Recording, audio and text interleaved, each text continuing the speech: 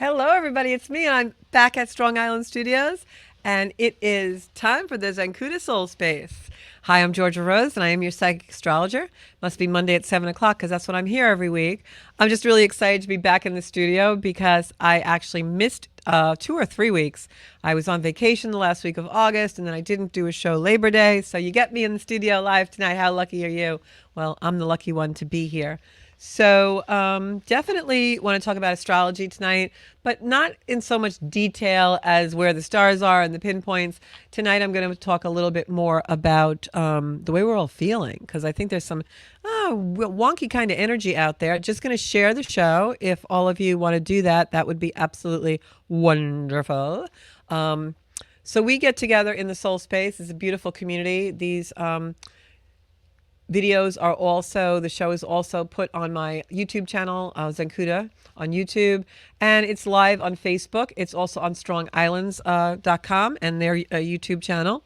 And if you want to share the show, that'd be great. Like I said, we get together every Monday night at 7 and we talk about astrology and spiritual things. You can comment and call into the show live.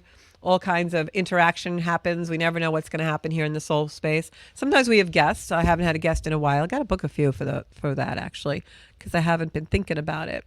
So I'm going to give you guys all some time to come on in, and then we're going to look at some of the comments and see who's on and that kind of thing. So let me go on here. Whoops. So I hope you guys had a really good weekend. Hi, Joanne. McCarthy McNally's on. Joanne also does a show called Soul Searcher, and she is on Blog Talk Radio, I believe, on Tuesday evenings, so you can always look for her. Hi, Sarah, and Tony Carlami's in the house. So welcome, everybody. Going to give everybody a chance to just kind of pile in to the soul space. So like I said, tonight we're going to talk a little bit about the energy. We all feel like we've got one foot in the future and one foot in the past. That seems to be the energy right now. I'll tell you the reason for that. I also want to talk a little bit about my new website. If you guys want to have a reading, I do astrology readings, I do psychic readings, I do tarot. And if you want any kind of a reading, you can get that on my website, zancuda.com. It actually has a booking feature so that if you go on there, you can book a reading right online, goes right into your appointment and automatically sets up a Zoom link. All of my readings are done on Zoom or FaceTime, whichever you prefer. And then you are given a video of the reading so that you can refer to it time and time again. And the reason I do that is because I have had readings with some of world-renowned astrologers over the years, and I often will play them back, sometimes even a couple of years or years afterward, because there's so much information in there that gives me insight into how to guide my life. I am an evolutionary astrologer, which basically is, I believe that the way the stars are positioned in your chart are really your soul's contract and your soul's journey through your life. So when I do a reading for you, it's really about your soul's intention and why you're here. So, and guidance as to why certain things have happened in your life. So it's really pretty interesting. So, welcome everybody tonight. We're going to jump in and do some astrology. I'm just trying to find my comments, which I never can find ever. It's so weird on here. I think it's just my my iPad. Okay. Here we are. Alrighty. So one of the things that I noticed with a lot of people that I've been doing readings for just in the last week or two, and just in general, like wherever I go, I also have a three-dimensional life. I'm not always in the spiritual world doing my, chosen work. Sometimes I have to do the work that's chosen me in the three-dimensional world where I am a real estate broker. So if any of you are local to the Long Island, New York area and you want to sell a house, you know where to find me. So one of the things that's been coming up is people feel like they've got one foot in the future and one foot in the past. And like you want to do something and you'll start to do it and then you about face and do something else. Or you can't seem to focus your energy all in one place, the right place where you want it to be. And there's a reason for that. And the reason is we have a lot of planets in retrograde, while we also have a lot of planets pushing us forward. So it's almost like our subconscious and the conscious, right, the heart and the head, are not in unison, like we're not correlating the things that we want to do. And that's actually happening for some really deep and big reasons. So I'm going to go into those. So the first thing I want to talk about is, I'm sorry, I'm just trying to see comments and I cannot see them on here. And I always have that happen to me. Here they are. Okay. So the one thing I want to talk about is the retrogrades. And just to give you an idea, we have actually, I remember showing this particular cue card on the first Soul Space program that I did in September. And this, I don't know if you'll see it on this camera, but this is all the transits that we have this month. It's a lot of transits. So we have a very active sky in September. But unfortunately, all the energy isn't going in the same direction because we have so many retrogrades, yet we also have planets pushing us forward. So right now in the sky, we have until October 11th, Pluto retrograde. Mars will go retrograde in December. Uranus is retrograde now until January 30th. Saturn is retrograde until November 15th. Neptune is retrograde until December 7th. Chiron is retrograde until January 30th. Jupiter will be retrograde on October 9th until next February. And Mercury goes retrograde again, not until 11/25. So right now we have Pluto, Uranus, Saturn, Neptune, Chiron, and Jupiter all retrograde. And each one of those planets, when they're retrograde, slow down. Retrogrades don't mean things go backwards. It means that things are slowing down. So what will happen is the energy of the planet becomes more intense because it's closer to Earth. And each of those planets has a certain archetype or attribute or energy field that they work on in our lives, in our minds, in our hearts, to create an energy and a frequency in order to bring us to a certain place. Pluto, for instance, when Pluto is retrograde, it gives us the sense of our deepest desires coming to the surface. And that would sound, pretty easy to navigate, right? Everyone wants to know what their desires are, right? We want to know what our soul really feels and really wants. But the problem is when Pluto is retrograde, it brings deep transformation because it brings up desires that aren't conscious. It brings up desires that have been hidden. It brings up the things that we haven't processed in our life that are going to lead us to processing emotions and processing events, environments, relationships, situations that we haven't done before. So while Pluto brings our desires to the surface, it does so in a way of getting us in touch with all the things we haven't been in touch with before. And in that way, a lot of people will think about Pluto's transformation as a complete and total rebirth. It's not really a rebirth, it's a remembrance of the things that are your core being, the things that your soul came here to do. Pluto in evolutionary astrology is the soul. And when I do a reading, wherever Pluto is in your chart shows me the intention and the trajectory that your soul will take to activate those intentions in your lifetime. So when Pluto's retrograde, it's deep change from within. It's where we revisit and in order to resolve and find resolutions to the things that your soul is talking to you about. So this becomes a time, a very important time in 2024 and beyond, where we really are going to change and emerge from things that are deeply felt within us that we haven't before. So it's truly a time where we can resolve a lot of things, especially with Chiron retrograde. When Chiron is retrograde, it brings us into deep fields of healing. It will be a memory field of things that maybe were painful to us, but that we are able now to resolve and come through and heal. And Chiron works very differently than the way most people will read about Chiron processes. In pop culture and pop astrology, Chiron is very, very mislabeled and misinformed and you'll be very misguided about Chiron.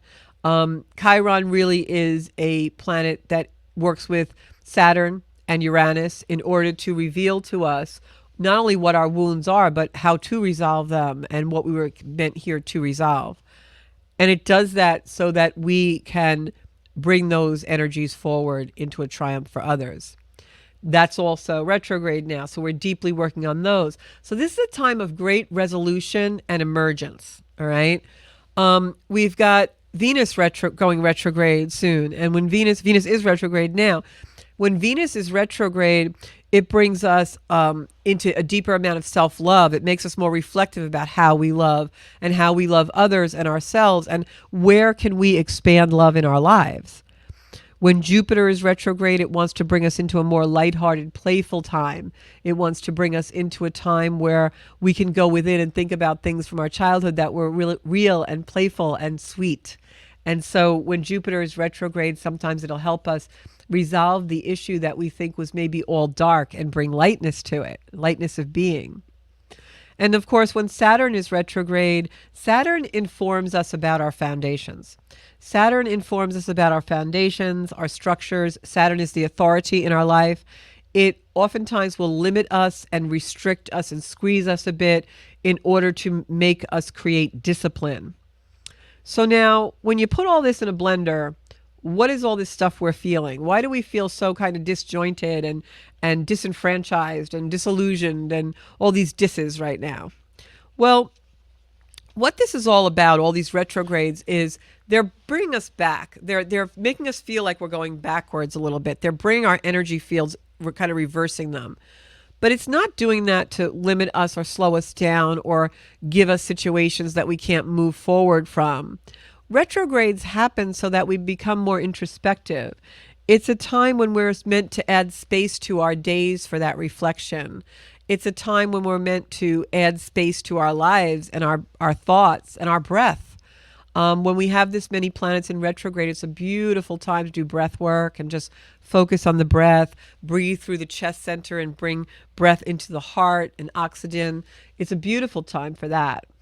When planets are retrograde, the answer to that feeling of ambivalence that you may get, because don't forget, we're being pulled back into a time that we may not really want to go over again. And that's what retrogrades do. When planets are retrograde, they go over points in the zodiac 3 times. They move very slow and the world is turning, so it'll go over it once. And then the world goes around and it'll go over it again. And then it kind of starts to go direct and speed up, so then there's a third pass. And that's why it's said things happen in 3s. That comes from retrogrades. So you'll notice during these time frames up until next January especially, that things will come into your life that will repeat, or a theme will repeat. Maybe not the same circumstance, but something will repeat. For instance, maybe an old love or an old flame comes back in, and it resolves in some way, and then that energy dissipates and dissolves, and then another old flame will come in. And you'll have different circumstance, different person, but the same theme. Same thing with job situations or situations with family. It'll keep repeating and coming up until you see the same thing originating, revolving, resolving, dissolving, and then coming back again in a different form. That's because there are things that we are introspecting, resolving, aligning, correlating in ourselves. Add to that time frame right now the eclipses. And we have eclipse energy right now that's bring endings and beginnings. Once again, starts and stops, right? Action and stillness. This is why we feel we've got 1 foot in and 1 foot out, 1 foot in the past, but we want to go forward. So this end of this year is going to play out where that energy is going to keep cycling around and cycling around. And it's going to be very hard for us to move things forward, especially things that we knew or want to emerge from that are seated in the moment. We just had a new moon on September 3rd, and any goal, anything that we are trying to accomplish from that new moon will be more difficult than normal because of these stops and starts and this, push-pull kind of energy. But that doesn't mean it's not going to happen. It just may take a little longer to be seated. And in an energy like this, that's okay, because part of the bigger process is in the seeding, the growing, the watering, the playing with the soil, the replanting. All of that comes in a time frame like this. So now, what retrogrades do is they bring us into an exploration. We start to explore the past. We start to think about it. We start to make space and build space in our breath and in our day and in our environment to be contemplative. Maybe, where I live right now in the eastern part of the United States, we're going on to autumn. And so the days are getting shorter. The evening time, the darkness comes earlier. Usually I would drive home from the show at 8 o'clock or 8:30 from the studio, and it would be light out in the summertime. And now it gets dark here several hours before that. So it's a time where we kind of, pull in. We go home. We want to sit on the sofa. We want to have a dinner with the family. We want to be more introspective. So there's a natural rhythm to this time of year. And this year especially is when we go into that exploration of the things that we want to think about. Yet we live in a society, in an environment with family pressure and peer pressure and pressure from our jobs and our education structures that want us to move forward. We're a goal-oriented society. So when we have retrogrades that are pulling us back and we have a goal-oriented life that we've created, what happens is the structures and boundaries get blurred. We feel like we're not doing what we're supposed to be doing. And so that's where the expectations come in. And so that's where the tension and the frustration comes in of feeling like we're in the past, but we're supposed to be in the future. And we're in the future, we feel like we really should go home and think about something that we've been trying to think about. And then we go home and think about it. We're like, oh, you know what? I was supposed to go meet Sally, or I was supposed to get this report done, or I was supposed to have this, thing in for work. And so that's where the tension and the judgment and all the negative energy comes in. So the answer to the energy right now with all of these retrogrades, and especially with the pressures we have from our lives to move forward. And also there's a lot of planets right now in signs where they're moving forward. Even though some of them are retrograde, they're changing signs this month. I'll give you a rundown on that. So that creates a forward momentum. So now we're battling gas brake. We're battling. Are we going to stop short, or are we going to keep going? And the best way to come out of that energy and give yourself peace and peace of mind, I know a lot of people aren't sleeping well now, and it's because of this push-pull energy. The best way to get around that and navigate that and use the astrology as guidance is to get to know yourself. And so that's the best advice I can give you. Take the time to be contemplative, to explore what's coming up. When you're driving to work and you're starting to put pressure on yourself and you're like, I should have had this in before now. It shouldn't have taken me so long to do this project or report or whatever it is. Think about, where is that really coming from? Is that true? Is that real? Or is that, the 6-year-old you or the junior high school you that couldn't do the algebra homework and was on the way to school, and you're on the bus and you're like, oh my God, I should have been able to do this. I should have been able to do this. That's what this energy is about. The retrograde motion wants us to go back and explore, where is the pressures coming from? Where are these judgments coming from? Where are the things coming from in our life that we put the strain and the stress on ourselves every day? Where can we go to expand more love? Venus in retrograde. Where can we go to explore more awakening? Uranus retrograde. What are our true desires for our life? Pluto retrograde, right? So now apply those lessons to your life. Because what this is really about, if I could summarize it, is that this is a time that even though we feel like we are in this weird energy we can't seem to sync, the reason we feel like that is because we're not allowing ourselves to catch up to our own experiences. And that's what this is all about. This is a time when we are meant to catch up to our own experiences that we've had, that we've been on a 180-mile treadmill and we haven't stopped and let ourselves absorb and integrate those experiences, so we don't have the insight from them. And that's why we feel disconnected. That's why we feel disjointed. And that's why this beautiful universe gives us retrogrades, to go back so that we can really go back into our experiences and gain our insights and catch up to ourselves. So if we can do that and give ourselves the space in our day, the space in our breath, to catch up to ourselves and think about, what is the universe trying to show me right now? What is it that I didn't get before that I really need to get? What is it that I've been avoiding thinking about, that if I just allow myself space in my day to think about this, it may bring me some beautiful wisdom or insight and help me grow forward while bringing part of my past with me that holds the wisdom of how I am supposed to act in the future. So the past, the history of ourselves, of our hearts and our soul and our bodies, because our bodies hold these experiences as well, though that history is meant to emerge renewed from a different perspective, looking at it from the future. Instead of looking at it as a negative, as something that's holding us back, as something that we don't want to think about. And so as we allow ourselves the time in our day, the time in our breath, the time in our minutes, our moments, before we go into dream time, before we wake up in the morning, giving ourselves the space to really go into that renewal of the parts that we never allowed ourselves to catch up to. And then allowing these new parts to charge our frequency for the future. And so that's the integration. So what happens now when we allow ourselves the time to do that and to catch up with ourselves and all our experiences and our wisdom is now we emerge as a new frequency. And that's where we really create the life. That's where we really breathe fire into things.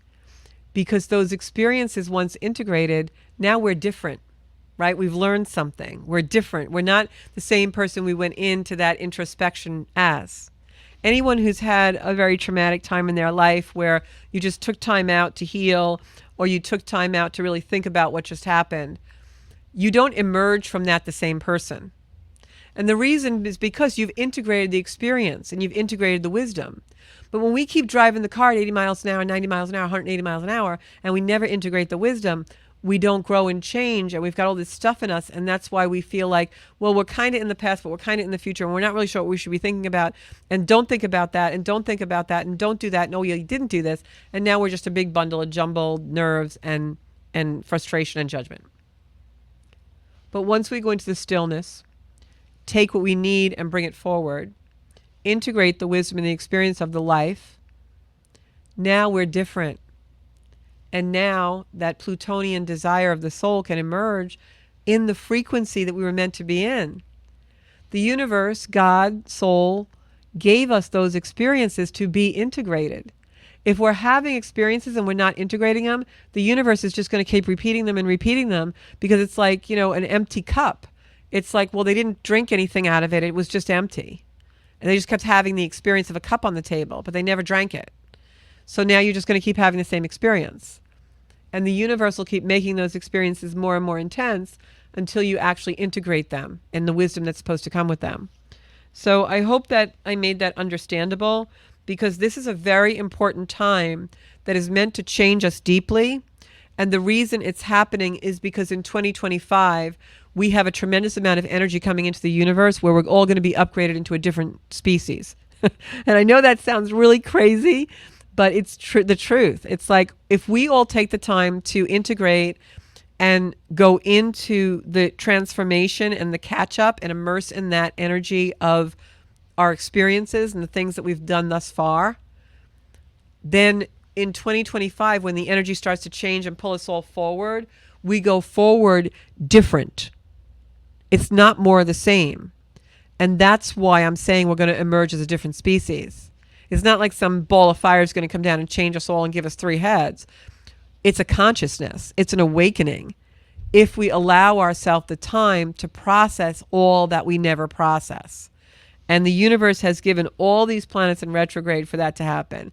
I can tell you that never in astrological history, as long as we can look back, has there been a time when not only have we had this many planets in retrograde, we've had lots of planets in retrograde, but we've never had them like this before a time, 2025 and into 2026, when all the major planets change signs.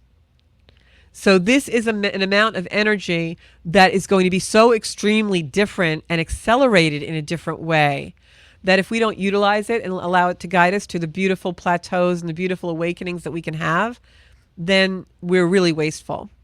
So allow that stillness and action to not be a polarity, but to be merged.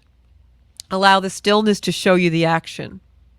Allow the inward to show you the outward. Allow the reflection of the past to show you the forward thinking. Integrate it all, because right now everybody's running on 2 separate frequencies. Good, bad, white, black, past, future. It's all meant to show us the way. So whatever you have been moving through, know that that is to show you what you are supposed to learn along the way. It's not about the spilt milk. It's about, why did the milk spill? How did it get out of the bottle? Who cleaned it up? How'd you feel when it happened? How'd you feel when you were cleaning it up? That's what it's all about. It's not about the action, the circumstance. It's about the experience.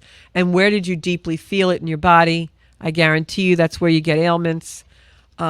This is about definitely adding the space to our days to feel these retrogrades.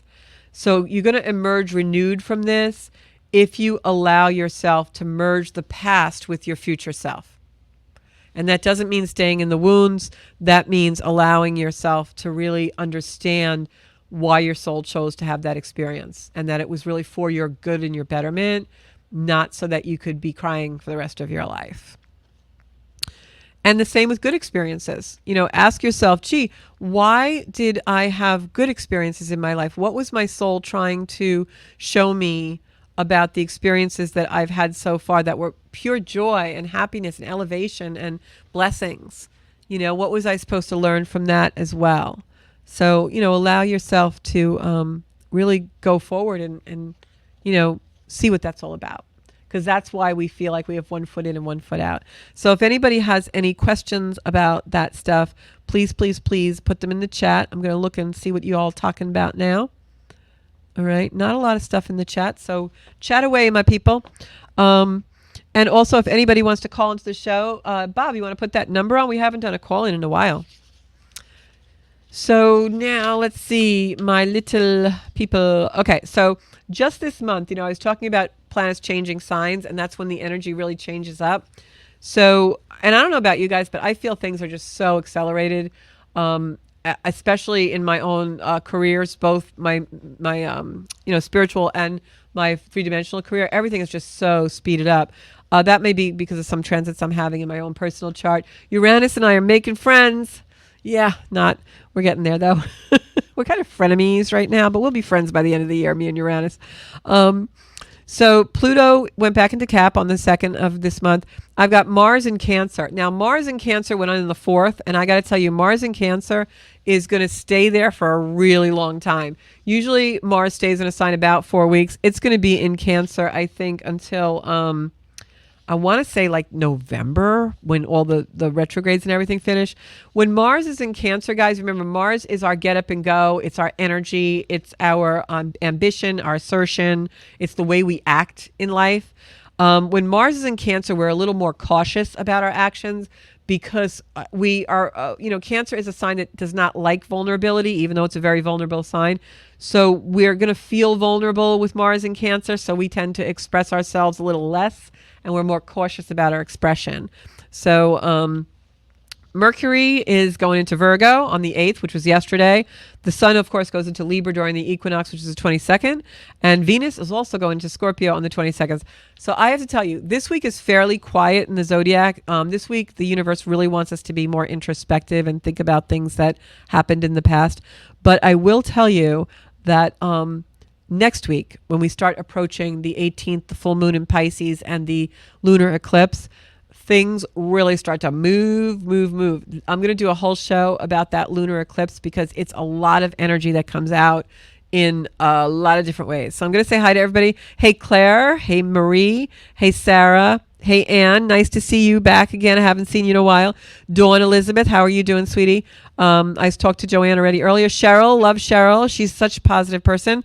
Kim Murray is on. Hey, Kim, how are you? I got Tony on. And I'm going to actually start pulling cards in a minute, but I just want to tell you about this week's energy a little more. We've just coming off, it's starting to wane a little bit. We had the Sun opposing Saturn. For those of you who've been feeling very, very tired, like not sleepy tired, but tired, like your energy is just really drained, that's when the Sun and Saturn are opposite in the chart and they oppose each other. Thanks, Bob.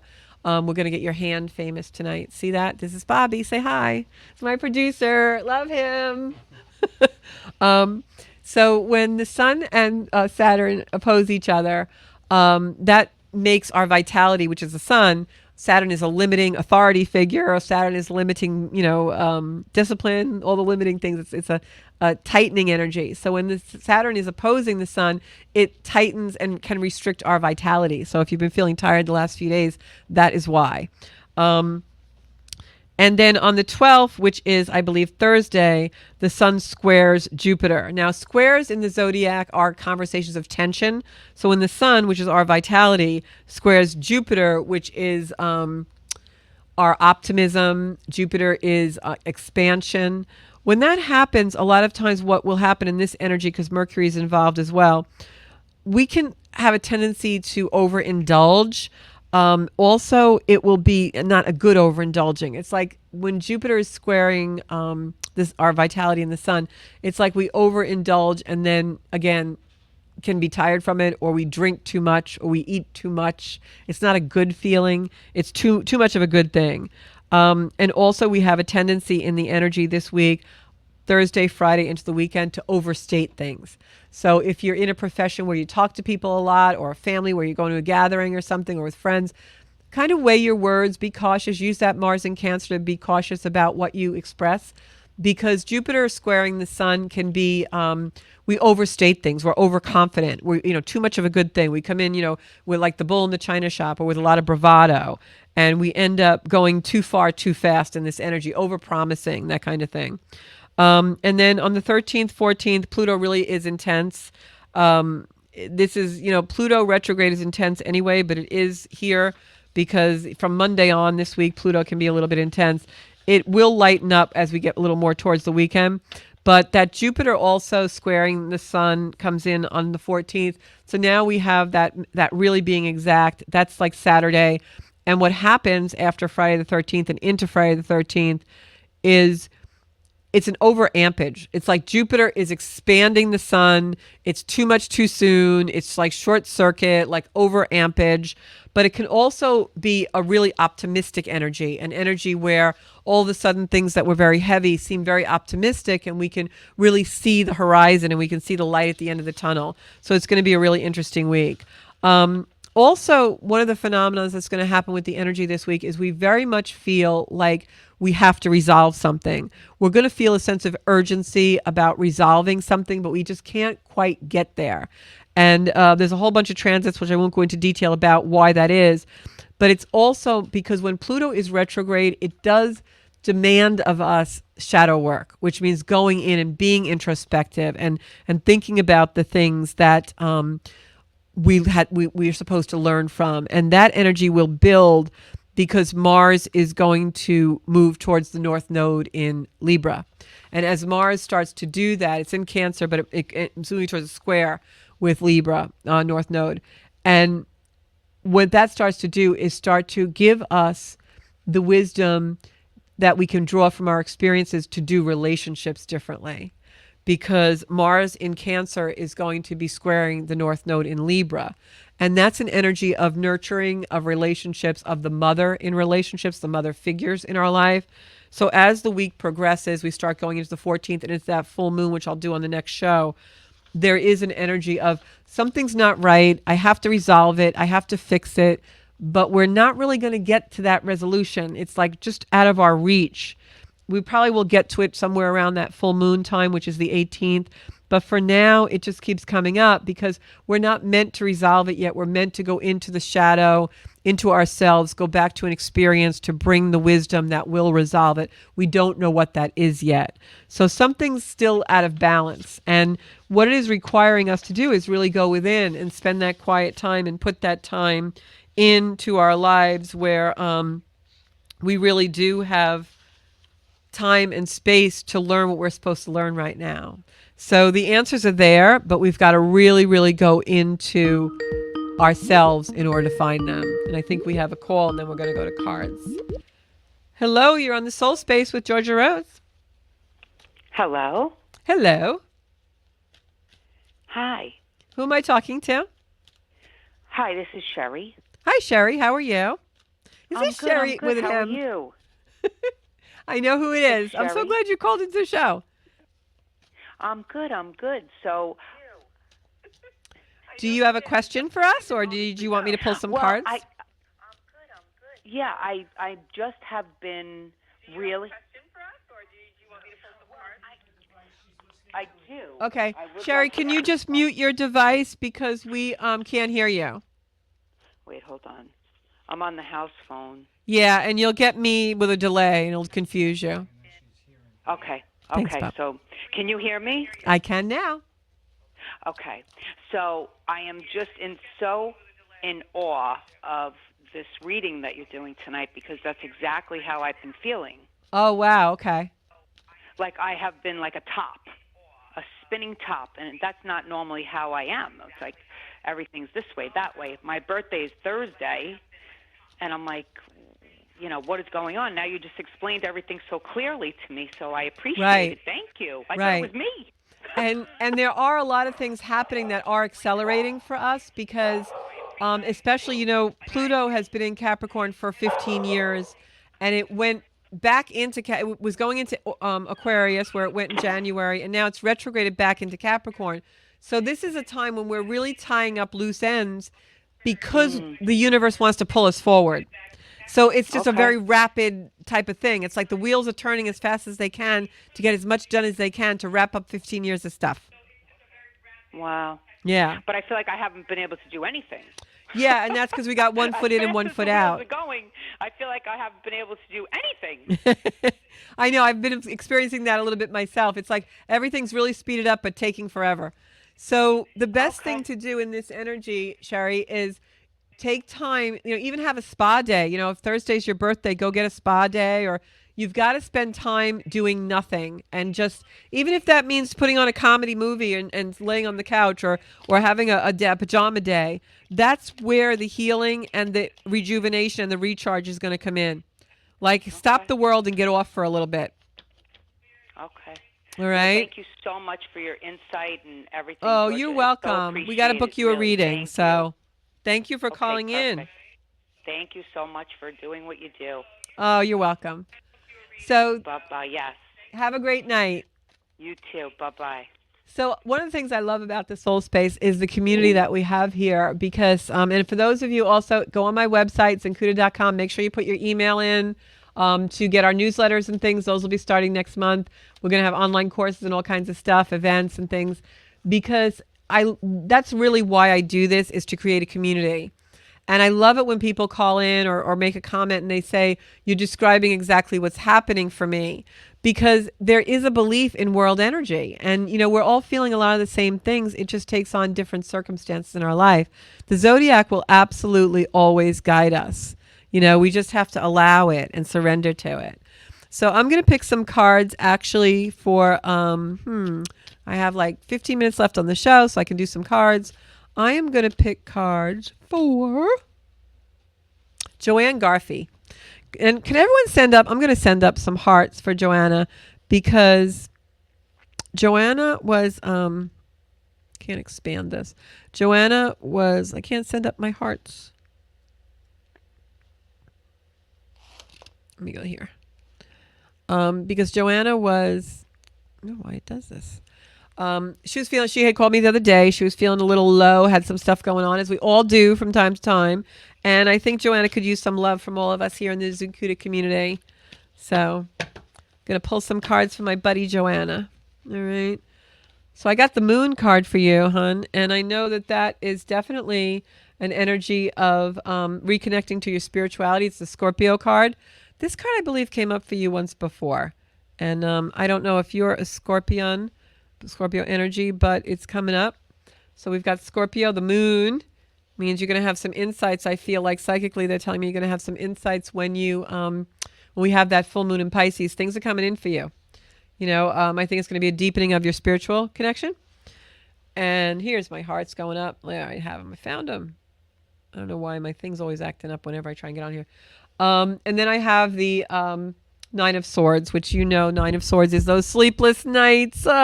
You're still having sleepless nights. Well, let go of that and let yourself really get into a place where you can be the Empress. Beautiful. Now, the fact that this card is in reverse, the Empress card, I'll show it to all of you guys at home. This is the Empress card.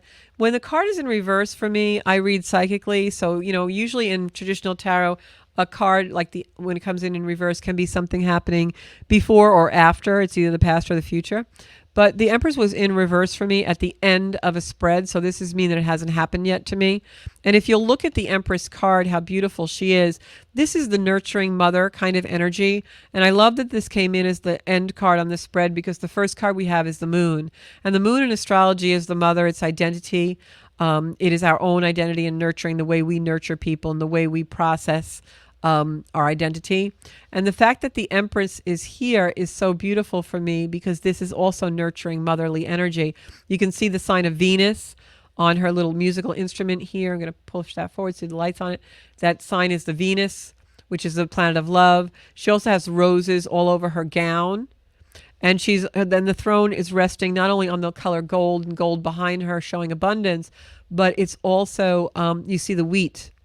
So this can also be very much a Virgo card where we're in Virgo energy now, because Virgo is the time of harvest. We're supposed to be harvesting the things that we've been given and the abundance we've been given all year long. This is a card that really tells us to count our blessings. And when we do that, the abundance that we have puts us like a queen on a throne. We are now an empress of our lives with all the wisdom and knowledge and abundance that we need in order to find and expand love. So you can see just by reading one tarot card how much can come out once you really, train the eye and train your heart to delve into all the symbolism that's on the traditional tarot. So this card came in upside down. So when I read the story, I'm definitely told about, a scorpion-like energy because we have the scorpion in this card. Tarot is extremely related to astrology. So we have a major arcana, the moon, and this particular card also is the 18 number, right? We've got 18, which is a card that ends in 8, which is also abundance. There's a lot of abundance going on in this spread. But what this shows me is also a card of the sun is here and the moon. It's a card of polarization of is it good or is it bad? So when I get a card like this in the reading, a lot of times it will tell me that the person needs to look on the bright side, count the blessings in order to see the competition, right? You're competing with light and dark. And if I turn this card right side up, you'll see that this card, which is the 9 of Wands, Wands is action in the tarot. The 9 of Wands is a card of you have all these things behind you and one thing left is your hurdle. So you have one battle left. It's coming in the future. I think Joanne and I know what that is because we are friendly. And then you have this sleepless night card. But the way it came out in the spread, if you look, the person is facing, if they'd open their eyes and take their hands off their face, they're facing the Empress, which, like I said, is Venus, the love, the roses, the beautiful gold color behind her for abundance. But it's in reverse. Hasn't happened yet. So during the full moon, we download maybe some beautiful energy or frequency. It opens us up to see the blessings behind us, the one last hurdle that we have to do with the support that we have from the sun and the moon, the abundance of life. Gives us the comfort we need, the support, which is all behind us, coming into this beautiful Empress card that then when we activate these will be turned right side up. And like a queen on the throne, living in our own abundance and expansion of love, things go our way. That's how the tarot tells a story. And once you really learn tarot and delve deep into it, you'll be able to read the stories as well. And also your intuition becomes heightened and you're able to read the story from a point of view of the soul and of your own intuition. So want to know how that resonates for you, Joanna. And I'm going to just see my comments if there are any, if she's still watching. Whoop.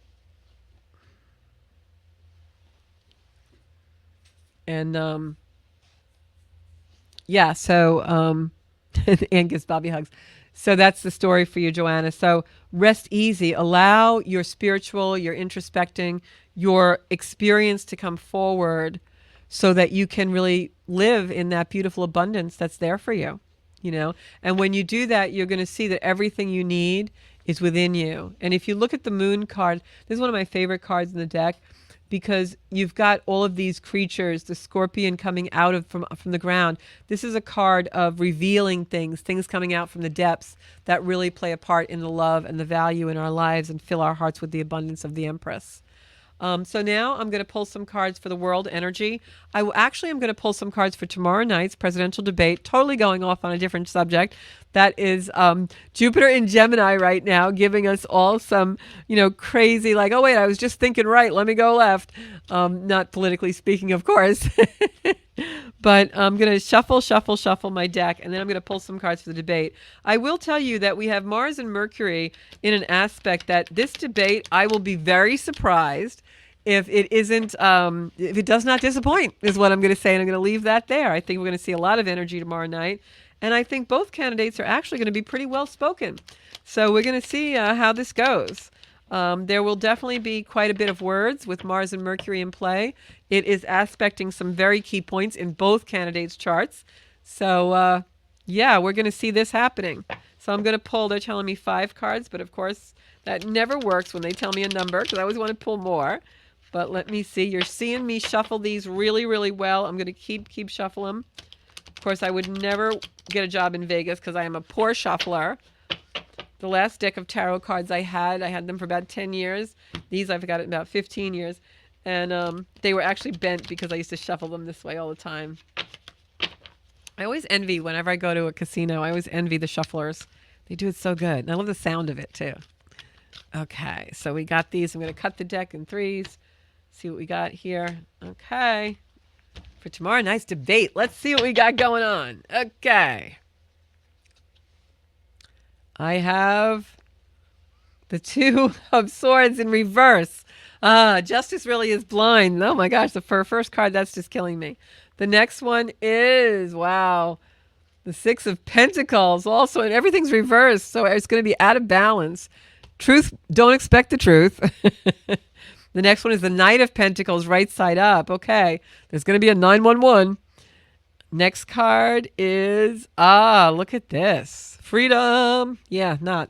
Okay, I'm going to tell you the story. Don't worry, we got this. For those of you amateur and professional tarot readers out there, I know you're reading this already, but we'll see. If you got a comment, put it in the comments. And then we have the 5 of Pentacles. This is so cool. Okay, so what I'm seeing here is, keep losing my comments. What I'm seeing here is, I'm going to just write something in the comments.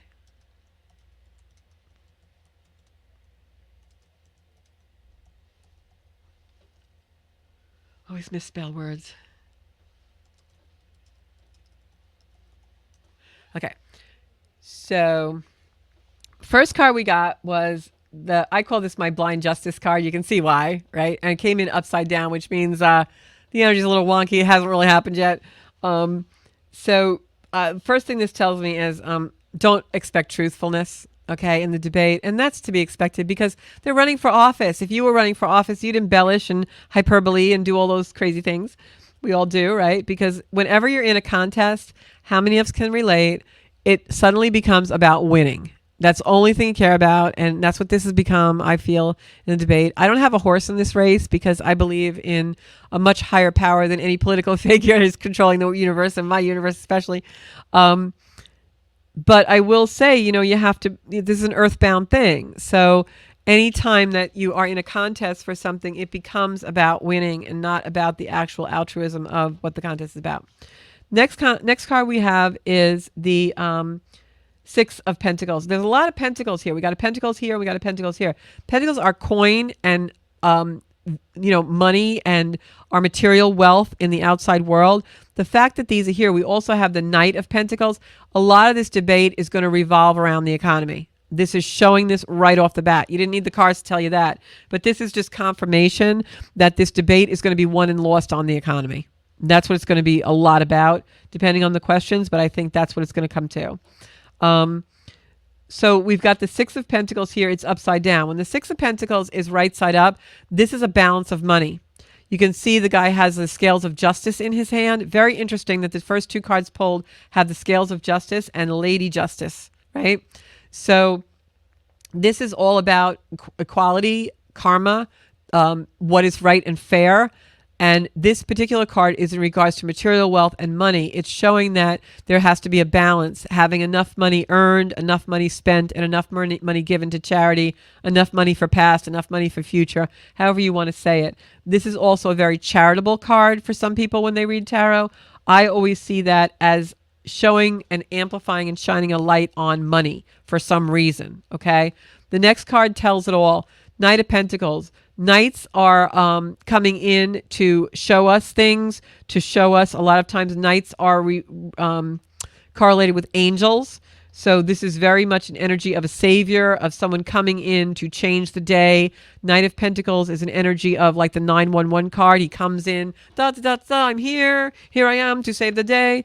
What is he coming charging towards? He's coming away from these two cards. He's coming away from Lady Justice and away from the money issues to charge forward to this person. And this is a freedom card, even though it looks like someone is bound here. If you look at the card, they are not bound. The swords are circling them in a semicircle. All they have to do is walk forward. They're in illusion. They don't see that they are in control of their own freedom if they only but walk forward. All right? So that's why the Eight of Swords is a card of coming into your own destiny, seeing the truth. So something happens. Someone is the Knight of Pentacles coming in to show the truth. And then this is the card of two people who are in detriment, who are in deprivation, but look at the light shining down on them from the window. This is a card of you're not in deprivation, look up to see the light. And the fact that this card came in with these last cards of the spread, the Knight of Pentacles is a card that changes the energy of the first two into the last. We have no truth, no justice, the imbalance of pentacle energy, the imbalance of material wealth. Then the Knight of Pentacles comes in, and this could be a male or a female energy. Knight of Pentacles comes in, changes the energy so people need to just walk forward to start to find freedom and look up to see the light. So something's going to be a game changer, if not during the debate, around the time of the debate. And I do still believe very strongly that something is more to be revealed in Kamala's chart, whether it's a negative or a positive, I can't say, but there is something that really is revealed and is a game changer.